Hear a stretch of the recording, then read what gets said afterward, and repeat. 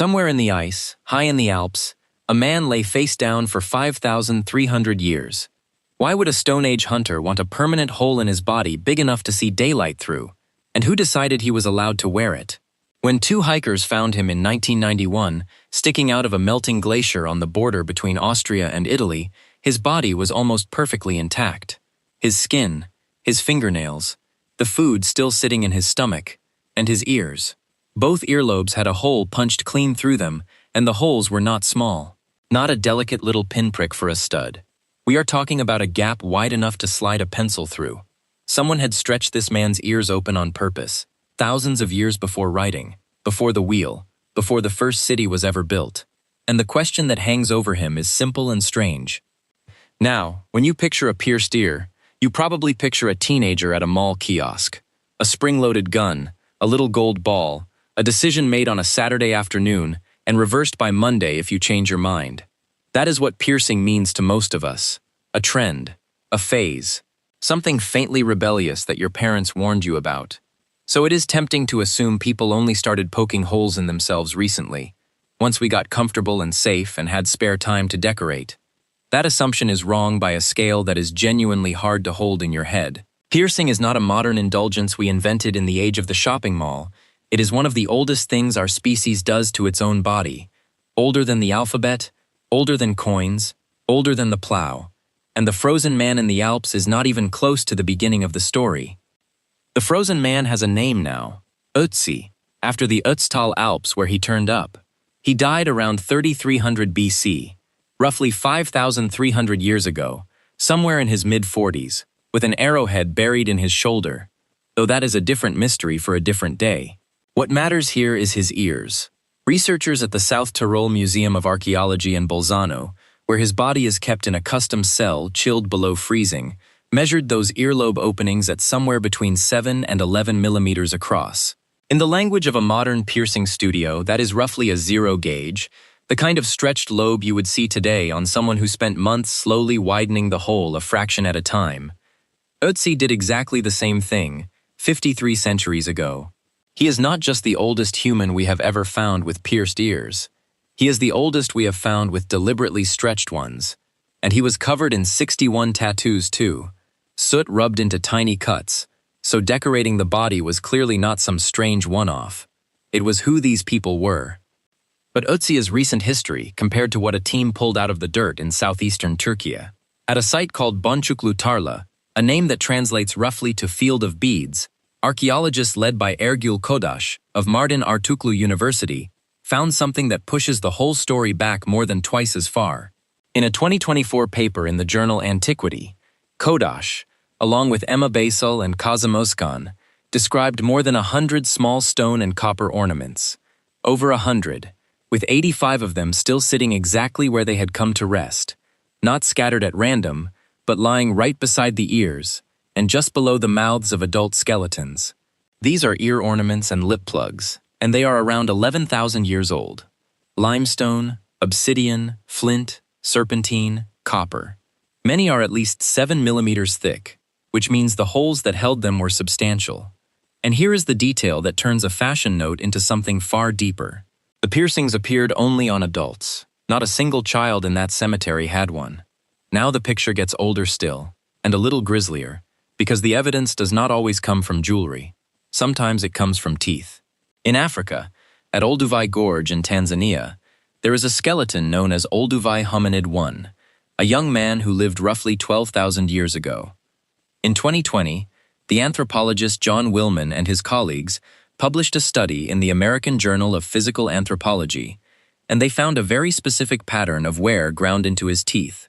A smoothing, a grooving on the surfaces that face inward, exactly the kind of damage you get when a hard plug worn in the lip and cheeks presses and rubs against the teeth for years.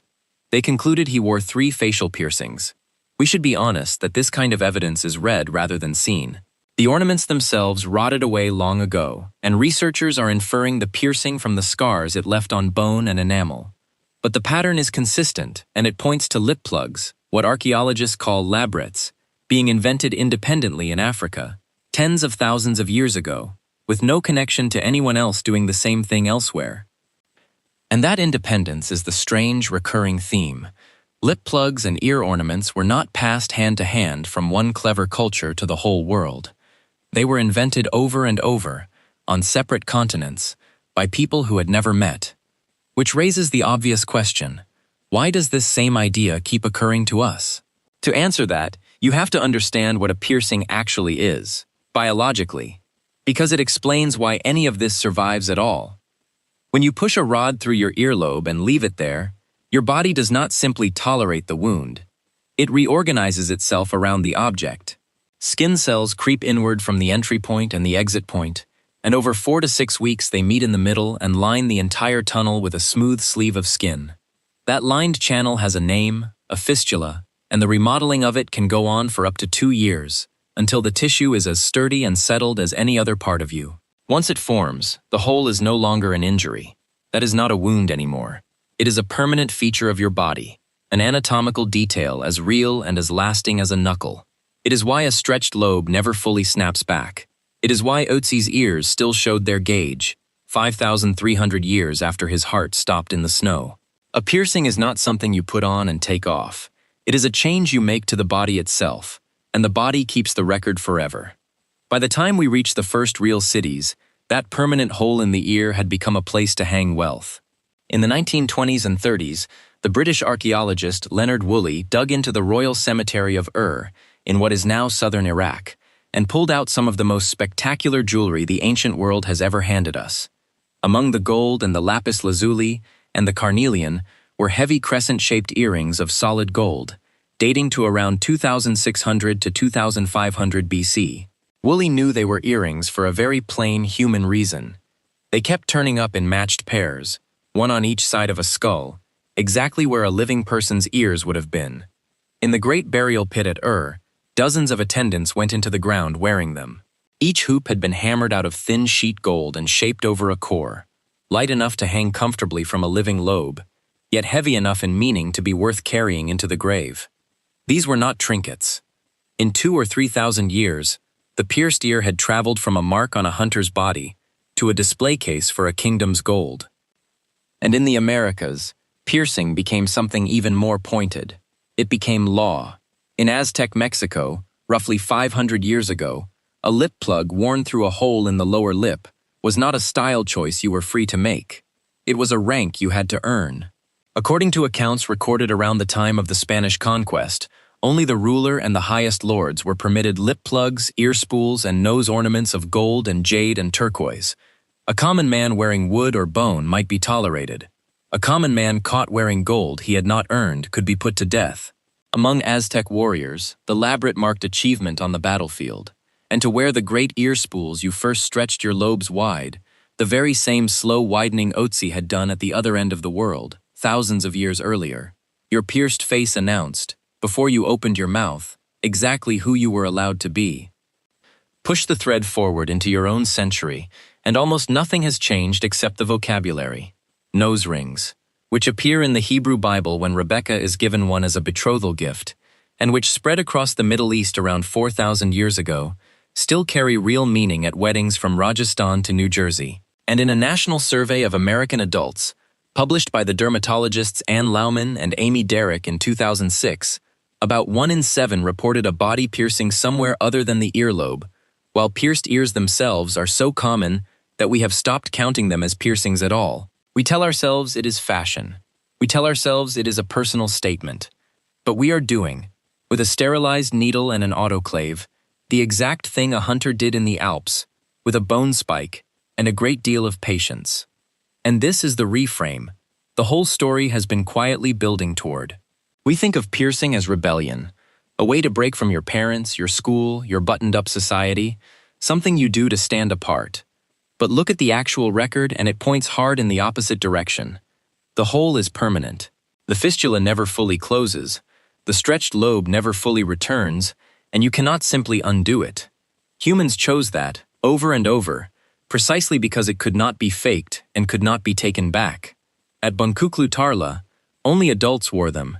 In Aztec Mexico, only the earned could. That is not rebellion. It is the opposite of rebellion. It is a membership card written into your own flesh, proof that you belonged. Proof that you had passed through something. Proof that you were somebody, worn in a place the group could not miss, and you could never lose, lend, or lie about. So walk it back one more time. 12,000 years ago in Tanzania, a young man with lip plugs worn so long they filed grooves into his teeth. 11,000 years ago in Turkey, ornaments resting against the ears and lips of adults, and only adults. 53 centuries ago in the Alps, a hunter with his lobes stretched to a gauge you could buy today. 4,500 years ago in gold hoops in matched pairs beside the skulls of the buried. 500 years ago in Mexico, a pierced lip you could be executed for wearing without permission. The materials keep changing. Bone, stone, obsidian, gold, titanium. The impulse behind them does not change at all. Which means the next time you see a stud, a hoop, a stretched lobe, a ring through a nose or a lip, try to see it for what it truly is. Not a trend that began in your lifetime, a signal our species has been sending for at least 12,000 years. I passed through something, and here is the proof, worn where you cannot look away from it. The teenager at the mall and the frozen man in the glacier are doing the same ancient thing, making a small, permanent hole in the body and daring the world to read it. All the research is linked in the description.